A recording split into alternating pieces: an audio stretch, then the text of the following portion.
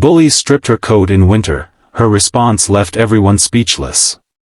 The December wind cut through Lincoln High like a frozen blade, but Chen barely felt it anymore. She had learned to live with cold, not just the bitter Chicago winter that seeped through her threadbare coat, but the icy indifference of her classmates who pretended she didn't exist. What she hadn't prepared for was the moment when 3 seniors would corner her behind the gymnasium, strip away her only protection against the elements, and discover that sometimes the quietest person in the room has the loudest roar. If this story touches your heart, please hit that like button and let me know in the comments what you think. Don't forget to subscribe to Heartfelt Tales for more inspiring stories like this one. Maya had always been invisible at Lincoln High. The daughter of immigrants who worked double shifts at a local restaurant, she wore the same rotation of 5 outfits, carried her books in a worn backpack held together with duct tape, and ate lunch alone in the library. Her English was perfect, her grades impeccable, but her silence had become her shield against a world that seemed determined to remind her she didn't belong. The coat had been her grandmother's, a thick, burgundy wool coat that had kept 3 generations of Chen women warm. It wasn't fashionable by teenage standards, with its oversized buttons and slightly faded color, but it was sturdy, warm, and carried the faint scent of jasmine tea and love. Maya treasured it not just for its warmth, but for the way it made her feel connected to her family's history, to something bigger than the daily humiliations of high school. December 15th started like any other day.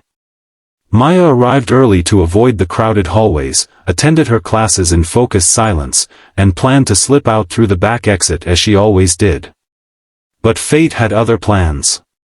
As she rounded the corner behind the gymnasium, 3 figures stepped out from the shadows: Jessica Manning, the queen bee of Lincoln High, flanked by her loyal followers, Brittany and Chloe. Well, look what we have here," Jessica's voice dripped with manufactured sweetness. "The little ghost finally shows herself." Maya tried to step around them, but they moved to block her path. She clutched her books tighter, her heart beginning to race. "That's quite a coat you've got there," Jessica continued, her eyes gleaming with malicious intent. "Very vintage. Where did you get it? The thrift store?" Maya's jaw tightened, but she remained silent. She had learned that responding only made things worse. "I asked you a question," Jessica's voice turned sharp. "Don't be rude." When Maya still didn't respond, Jessica's expression darkened. "You know what? I think you're getting a little too comfortable around here. Maybe it's time someone taught you some manners." Before Maya could react, Jessica lunged forward and grabbed the coat. "Let's see how tough you are without your little security blanket." Brittany and Chloe joined in, their hands clawing at the wool fabric. Maya struggled, but 3 against 1 was no match. Within moments, they had wrestled the coat from her shoulders, leaving her standing in the bitter wind wearing only a thin sweater. "There," Jessica said, holding the coat up like a trophy. "Much better. Now you look more appropriate for someone like you." She turned to her friends with a cruel smile. "What do you think, girls? Should we keep this as a donation for someone who actually deserves nice things?" That's when something inside Maya snapped.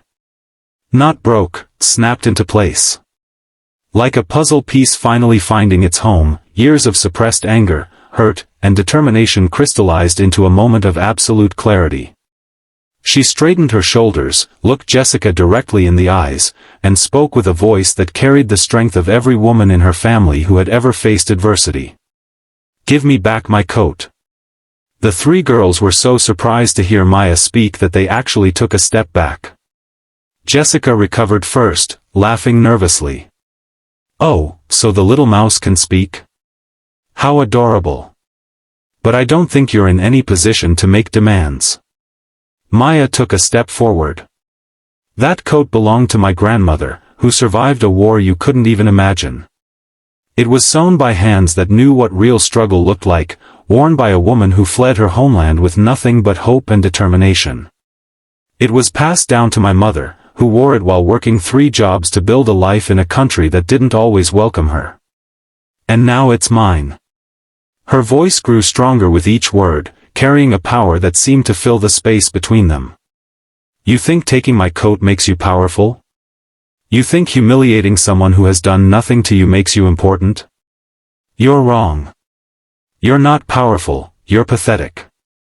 You're not important, you're insignificant. And you know what the saddest part is? You're so empty inside that the only way you can feel good about yourself is by trying to tear down someone else.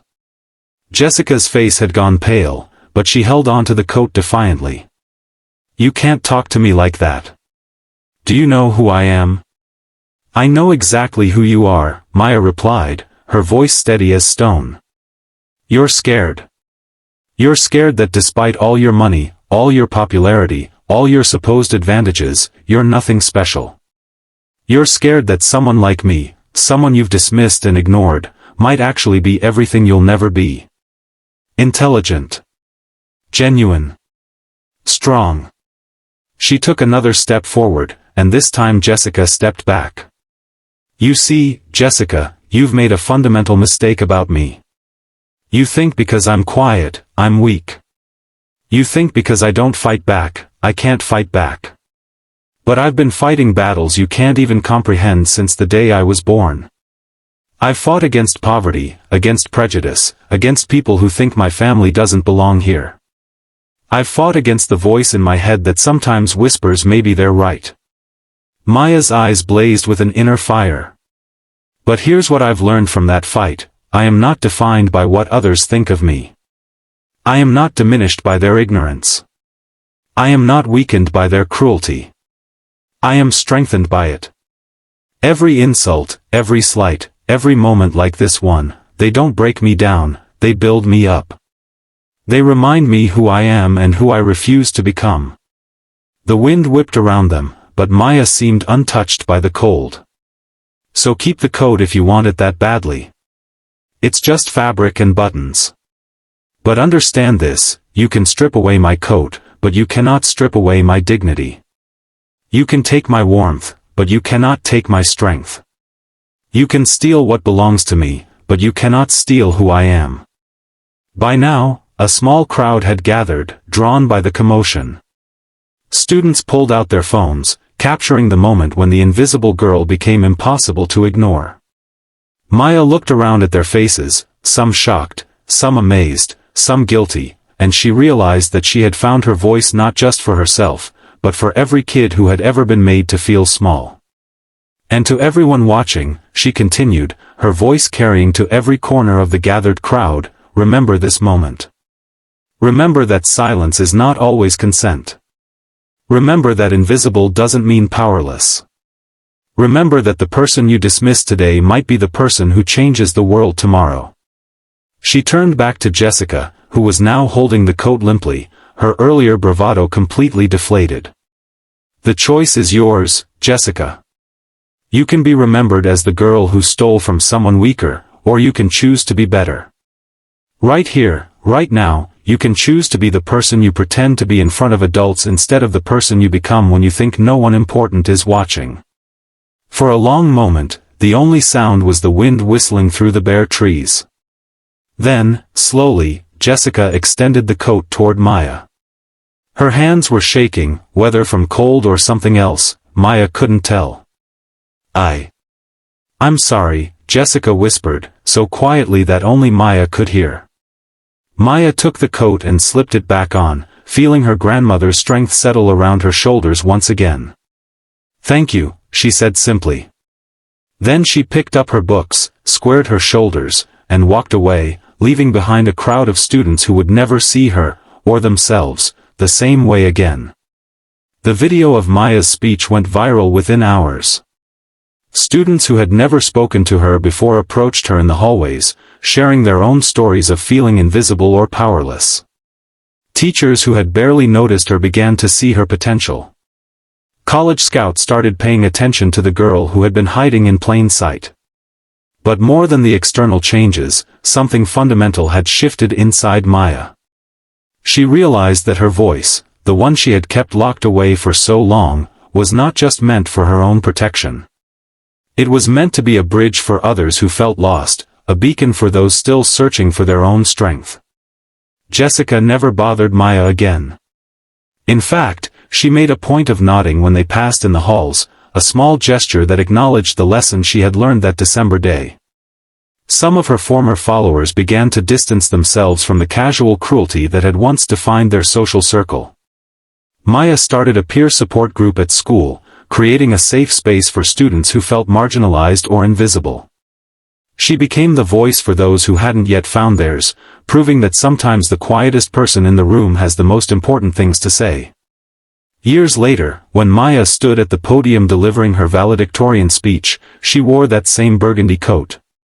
As she spoke about resilience, dignity, and the power of finding your voice, she thought about her grandmother, who had survived war, and her mother, who had built a new life from nothing.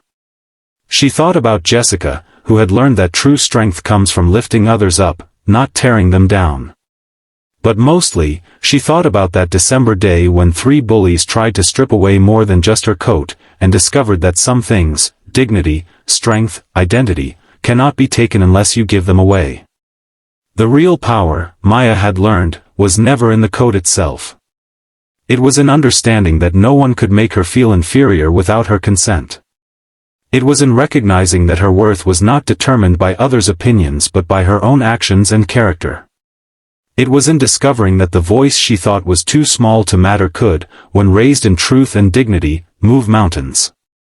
As Maya concluded her valedictorian speech to thunderous applause, she smiled at the thought that would stay with her forever. Sometimes the most powerful response to those who try to diminish you is simply refusing to be diminished.